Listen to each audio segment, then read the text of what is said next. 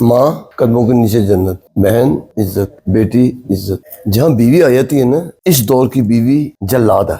جس ماں کے خلاف بیٹے ہوں گے اس میں باپ کو کردار ہے۔ باپ کے اگینسٹ 25 سال بعد تلوار نکال لی ہے۔ جب بڑے ہو جائیں گے کہاں سے ملیں گے میرے پاس، کیسے آئیں گے یہ لوگ؟ اب میرا کوئی عزت کا جنازہ نکال دیں گے تو پھر میں وہاں سے نکلا ہوں۔ اور یقین کریں کہ ان کے چہرے کا جو نور ہے نا، میں ان کی طرف دیکھ بھی نہیں سکتا، پتہ نہیں کیوں مجھے میرا دل نہیں کر رہا میں ان کی طرف دیکھوں۔ ان کی اتنی خوبصورتی ہے کہ میری تو گناہگار آنکھیں ہیں، میں نہیں دیکھ سکتا ان کے چہرے کو۔ اولاد کیسے بے حس ہو سکتی ہے؟ اتنے نورانی چہرے والے باپ کو، آپ کو تو ان کے قدموں میں یہاں پہ بیٹھنا چاہیے ہر ٹائم، ان سے فیض لینا چاہیے، ان سے برکت حاصل کرنی چاہیے کہ آپ کے گھر میں آپ کے جو بچے ہیں وہ ان کے زیر سایہ پروان چڑھیں گے تو وہ کامیاب ترین انسان بنیں گے۔ لیکن یہ یہاں پہ موجود ہیں اور اچھی زندگی گزار رہے ہیں۔ مزے کی بات یہ ہے کہ یہاں پہ موجود ہیں اور خوش ہیں اور اچھی زندگی گزار رہے ہیں۔ ان سے بات کروں گا۔ السلام علیکم بٹ صاحب۔ وعلیکم السلام جی۔ بٹ صاحب کیسے ہیں؟ اللہ کی رحمت ہے۔ بٹ صاحب پہلے تو اللہ کی رحمت واقعی آپ پہ ہے، آپ چہرے سے بھی ماشاءاللہ ایک خوبصورت ترین انسان، اور آپ یقین کریں کہ جوان لگ رہے ہیں مجھے تو۔ آپ کی یہ نگاہ ہے جو ہمیں عزت بخش رہی ہے۔ آپ کو سلامت اللہ تعالیٰ آپ کو جزا دے، اللہ تعالیٰ آپ کو کامیاب کرے پروردگار، اور ماں باپ کا فرمان بردار رکھے۔ آمین آمین آمین۔ ماں باپ رحمت ہے، آپ ہمارے ماں باپ ہی ہیں، آپ ہمارے سارے والد ہیں۔ اللہ پاک آپ کو سلامت رکھے، آپ کی تو برکتیں ہی بڑی ہیں۔ بالکل میرے دادا جی، اللہ پاک ان کو رحمتوں میں گھر دے، اللہ پاک ان کو جنت الفردوس میں اعلیٰ مقام عطا کرے۔ ہم ان کے پاس بیٹھا کرتے تھے تو ہمیں باتیں بتایا کرتے تھے اور بڑا مزہ آیا کرتا تھا۔ یقین کریں کہ ان کے ساتھ گزرا وہ جو ٹائم ہوتا تھا نا، ہم بڑا انجوائے کرتے تھے۔ جو بڑے ہوتے ہیں نا ہمارے گھر کے، یہ تو آپ کی انجوائمنٹ ہے۔ آپ جب ڈپریشن میں، آپ جب افسردہ ہیں تو آپ ان کے پاس جا کے بیٹھتے ہیں، آپ کا سارا ڈپریشن اس طرح کھینچ لیتے ہیں، اور آپ نے ان کو چھوڑ دیا ہوا ہے۔ زندگی کی ایک حقیقت بتائیں سب سے پہلے۔ اندھا پیار اور اندھا اعتماد۔ عورت کے 4 روپ ہیں: ماں قدموں کے نیچے جنت، بہن عزت، بیٹی عزت۔ جہاں بیوی آ جاتی ہے نا، اس دور کی بیوی جلاد ہے۔ یہ میں حقیقت ہے، یہ ہر دوسرے گھر کی کہانی ہے۔ جس باپ کے خلاف بیٹے ہوں گے نا اس میں ماں کا کردار ہے، اور جس ماں کے خلاف بیٹے ہوں گے اس میں باپ کا کردار ہے۔ میرے 3 بیٹے ہیں، میری بیٹی کوئی نہیں ہے، میری بہن بھی کوئی نہیں۔ میں کہتا آفرین ان عورتوں پہ جو پہلے زمانے کی عورتیں تھیں۔ میری ماں کے 7 بیٹے تھے، ہمت نہیں ہوتی تھی کہ باپ کے سامنے بات کر سکیں۔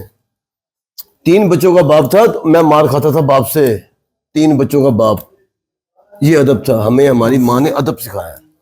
لیکن آج کی عورت نے اولاد کو باپ کا ادب نہیں سکھایا، باپ کے اگینسٹ 25 سال بعد تلوار نکال لی ہے۔ میں باہر رہ کے آیا ہوں، باخدا میرے دماغ میں ایک ہی چیز تھی کہ نہیں یار میں بچوں کا بچپنا مس نہیں کرنا چاہتا۔ جب بڑے ہو جائیں گے کہاں سے ملیں گے میرے پاس، کیسے آئیں گے یہ لوگ؟ میں نیدرلینڈ میں کام کیا، وائٹ کام تھا میرا، میں ریزائن دے کے آیا ہوں۔ آپ خود ریزائن دے کے آئے کہ میں نے بچوں کے پاس جانا ہے؟ امبیسڈر کے پاس گیا پاسپورٹ کے لیے، جو نیدرلینڈ میں پاکستانی ایمبیسی ہے، تو وہ کہتا ہے مجھے بتا تو ہے کون؟ لوگ لاکھوں روپے لگا کے ادھر آتے ہیں اور اب کہتے ہیں مجھے پاکستان بھیج، کیا وجہ؟ میں کہا جی میں پاکستانی ہوں، شناخت، پھر فیکس ہم نے اپنا شناختی کا کیا اور پھر مجھے پاسپورٹ ملا۔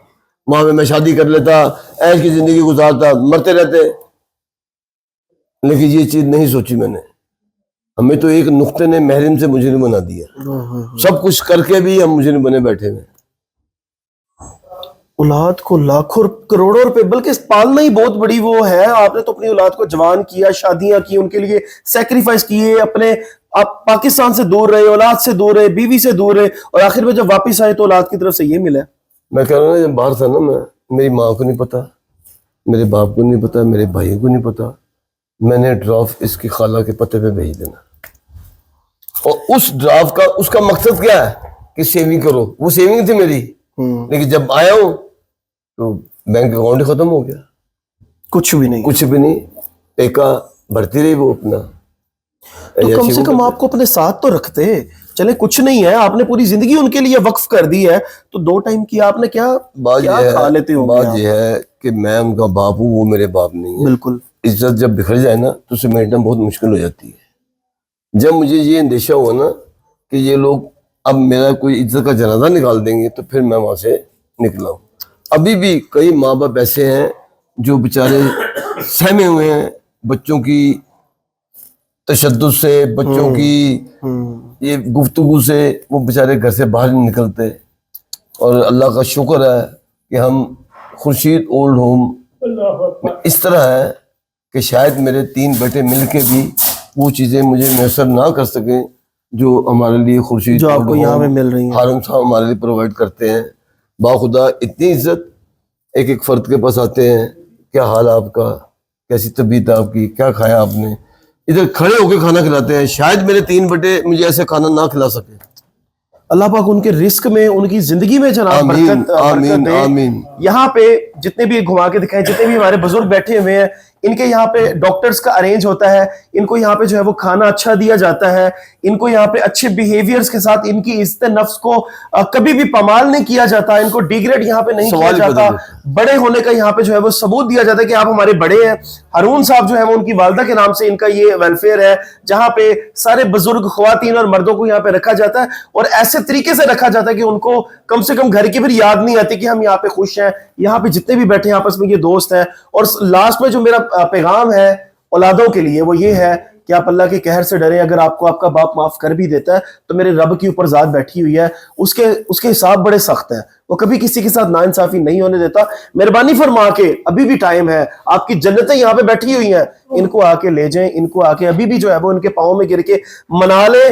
اللہ راضی ہو جائے گا. اگر اللہ راضی نہ ہوا تو روزے محشر یہ دنیا وغیرہ فانی ہے, ختم ہو جانی ہے.